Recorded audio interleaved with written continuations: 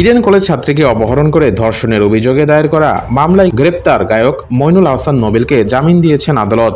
মঙ্গলবার দুপুরে শুনানি শেষে ঢাকার মেট্রোপলিটন ম্যাজিস্ট্রেটের আদালত তার জামিন মঞ্জুর করেন। এই মামলার বাদীকে কারাগারে বসেই বিয়ে করার 5 দিনের মাথায় জামিন পেলেন নোবেল।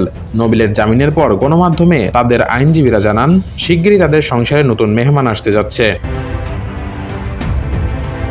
এদিকে এর আগে নোবেল বিয়ে করেছিলেন সালসাবিল মাহমুদকে, অর্থাৎ নোবেলের প্রথম স্ত্রী তিনি। নোবেলকে নিয়ে এমন আলোচনার আবহে বুধবার সামাজিক মাধ্যমে একটি পোস্ট দেন তিনি। সেখানে নোবেলকে ইঙ্গিত করে কথা বলা হয়েছে বলে অনুমান নেটিজেনদের। সেই পোস্টে সালসাবিল লেখেন, এক ব্যক্তি প্রবাসী গিয়েছিল বউকে ভালোবেসে রেখে।